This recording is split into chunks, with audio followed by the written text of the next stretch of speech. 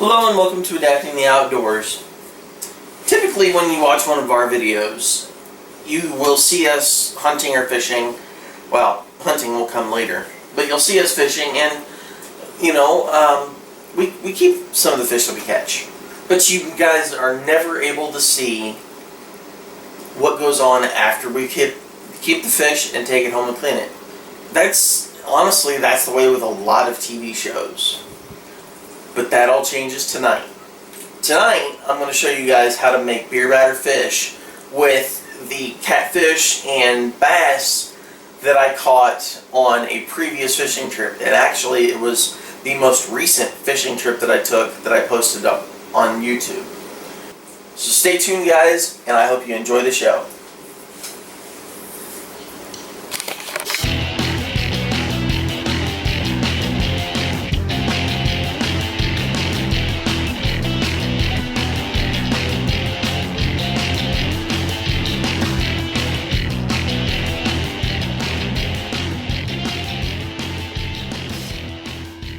I have in front of me here, I've got my canola oil, 2 different containers because this one's darn near empty.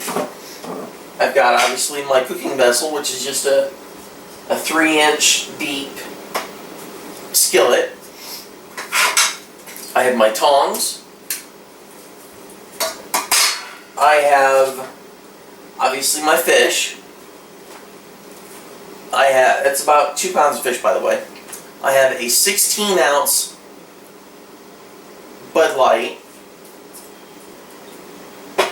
but the recipe only actually calls for 12 ounces, so we'll still have some left over. But trust me, that won't go to waste. Then over here we have a 1.5 cups of all-purpose flour, but this flour is for the batter itself. This one here is to dredge our fish fillets in. That one there is to make the batter with. As I said, we're using canola oil. Over here I have my plate lined with paper towels. I also have a wire drip basket lined with paper towels because not only are we making fish, but in my fridge, and my freezer actually, I have some French fries that we're also going to cook up. Okay, so the first step that you guys want to do is come over here. You won't be able to really see me unless I move the camera. But what you guys are going to do is you're going to take your stove and you're going to light your stove and get your oil preheating. You want it to be around 370, 375 degrees. As your oil is preheating, the next thing that you want to do is get your batter ready. And as I said before, this is a 1.5 cups of all-purpose flour. Got your beer.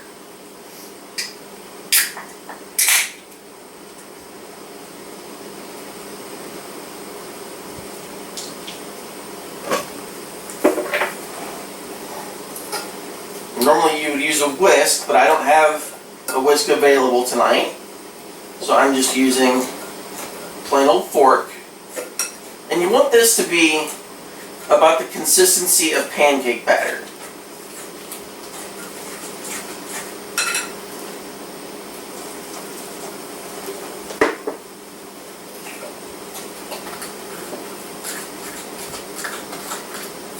You want to try to get as much of the lumps out as you can.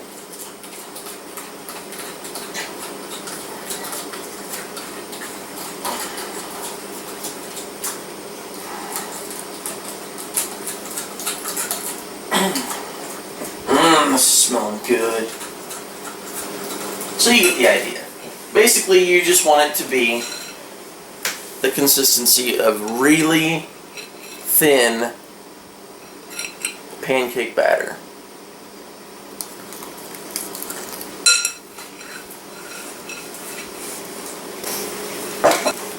Okay, so we have it pretty much the consistency that we want it to be. Add a little bit of pepper to it.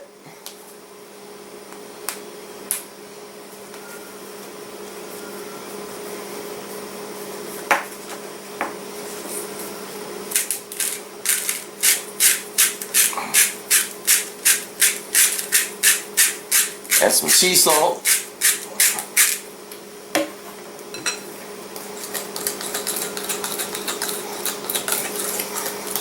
You can add just about any kind of spices that you want into this.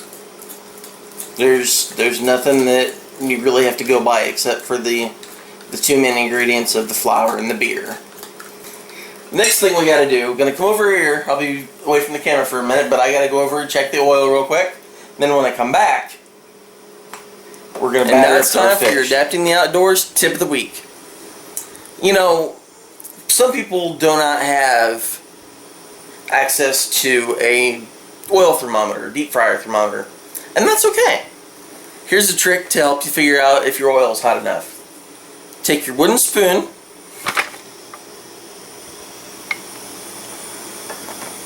dip it in the oil. If it bubbles right away, it's ready. If it doesn't, it's not. We still got a long way to go. Okay, so now that we have our batter made, the next thing we want to do is we want to take our fish and just lightly dredge them in our flour.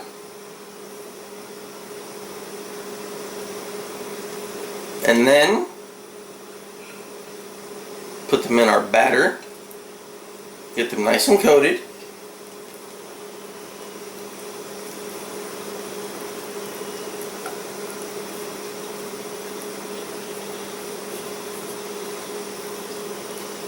And what I'm going to do is I'm going to leave them in the batter for now because our oil is not quite prepared yet to the proper temperature.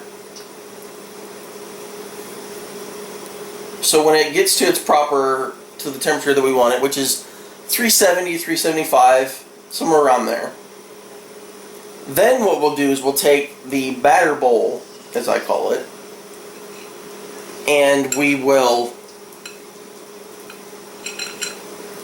put the fish into the hot oil. Now you can either have as little or as much batter on your fish as you'd like. Some people don't like a whole lot of batter on their fish. They actually want to taste it. So anyway, just get these nice and coated.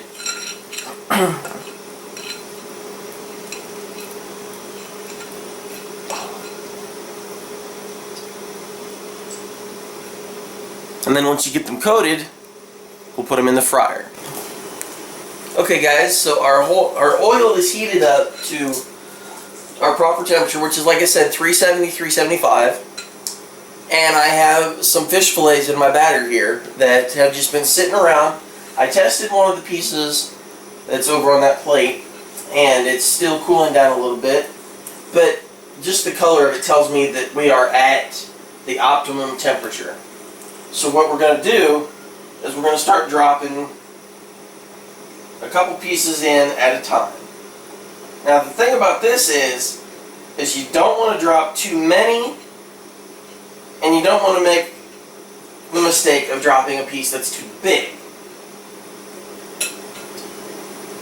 Now there are some pieces in here that are decent size. So what we're going to do is we're going to drop the smaller piece in. There's 3 pieces in this bowl here. I'm going to drop the smaller of the 3 into the fryer.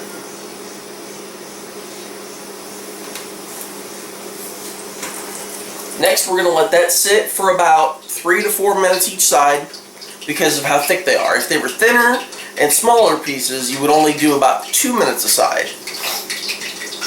Basically, what you're trying to do is just make it to where it's that golden brown, crispy looking color to it. So like I said, we'll let it sit for anywhere from 3 to 4 minutes per side. And then we will flip it, fry the other side another 3-4 minutes until that side's golden brown. And then we'll take it out of the fryer and put it with the other one. Okay guys, it's been about 2.5-3 minutes. We're going to check it now. Perfect. Getting nice golden brown. I just rotated it to the opposite side. Waited about another 3 minutes, and we'll take it out. It's been about 3 minutes now. And I've already put another piece in along with this one.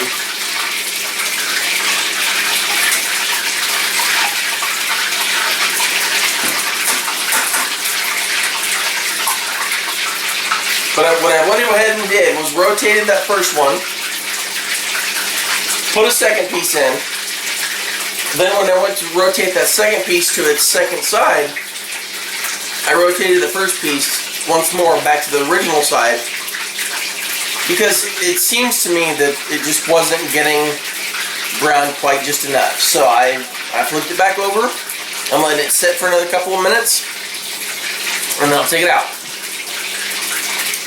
Let it have about another 2 to 3 minutes, and then, like I said, I'll take it out and move on to the next one.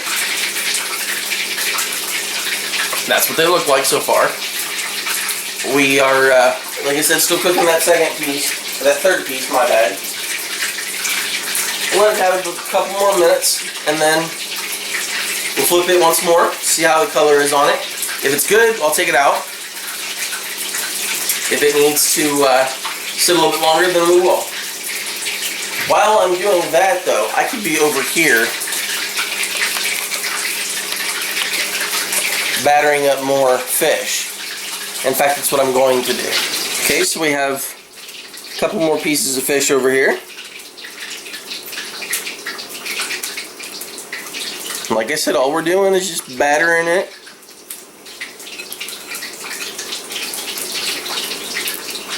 Trying to get as much of a coating on it as possible.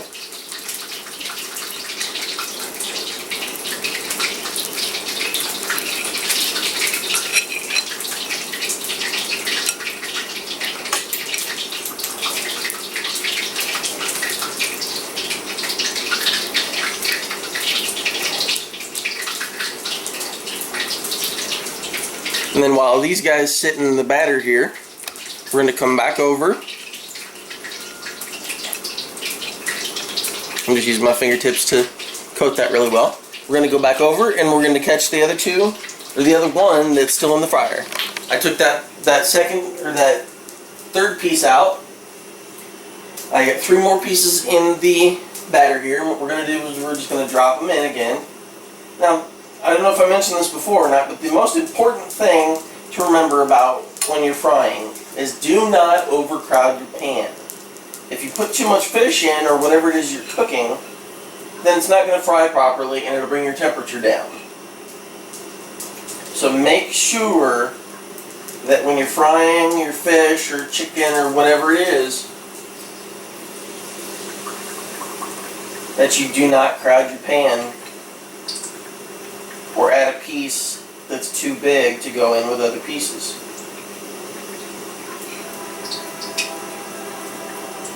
The maximum that I ever do is 3 pieces. And with the size of these pieces of fish, we're going to only do 2 at a time.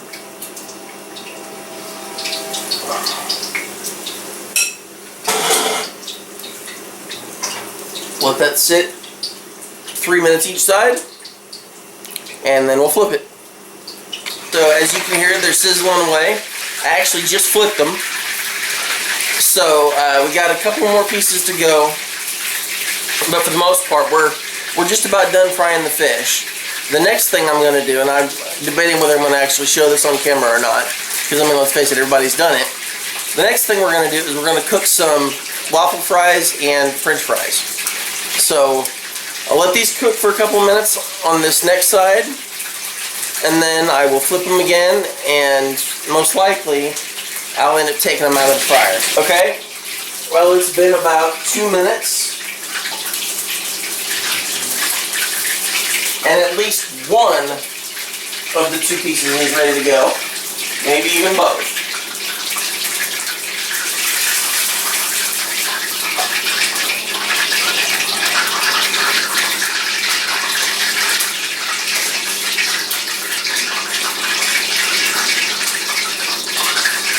Yep, both ready to roll. We got a couple more we got to drop in now. And basically all I'm doing with the fork is just rolling them around. That way I don't have to get my hands dirty and keep washing them all the time. Plus, that's also what I'm doing with the tongs.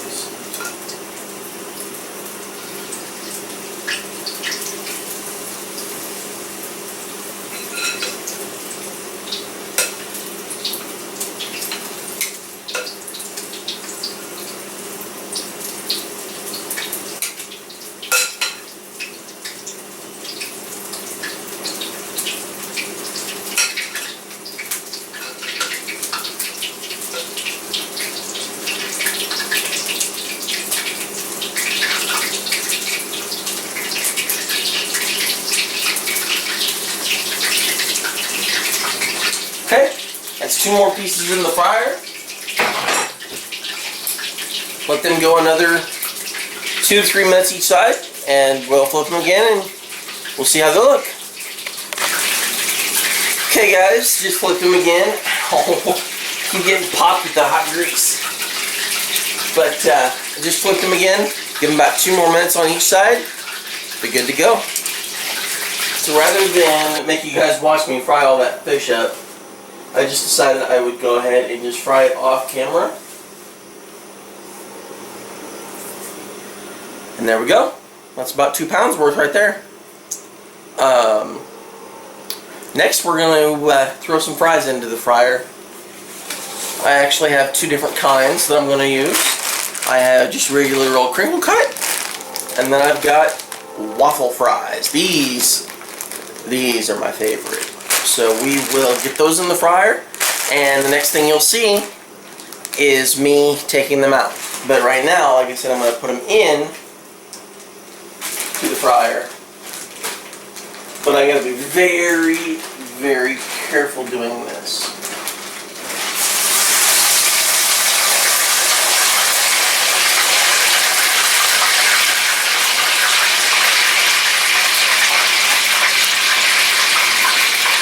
I'll let those cook for a few minutes, then I'll put the waffle fries in, and the next thing you guys see will be me taking everything out. I'm taking the waffle fries out, actually. I won't take these out on camera, but I'll be taking the waffle fries out, and then we're going to get down to business and eat. Stay tuned. Alright guys, the French fries are done, so are the waffle fries. I am taking the waffle fries out of the fryer as we speak.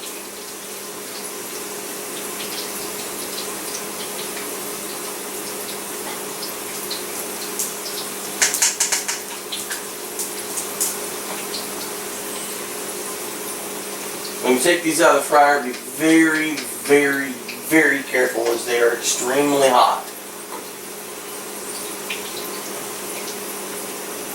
Let them sit over the oil for a minute, drain off a little bit, and put them in your basket.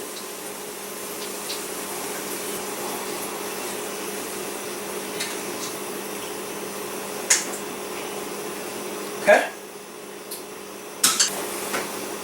That's everything. Shut the fire off. Let it cool down now. Now, as I mentioned previously with the fish, you gotta do the same thing with your French fries. You gotta put some salt on them. You gotta season them up.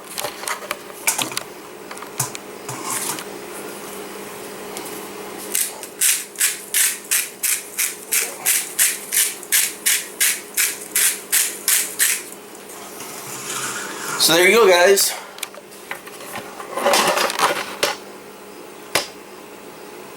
French fries and fish. Hope you guys enjoyed the show. If you have any questions, feel free to email me at lamerson.nathan@gmail.com, or you can use the email that's attached to this account, and that is adaptingtheoutdoors@gmail.com. Also, don't forget to like, subscribe, and comment in the comment section below. Until the next time, I guess, guys, I will see you around.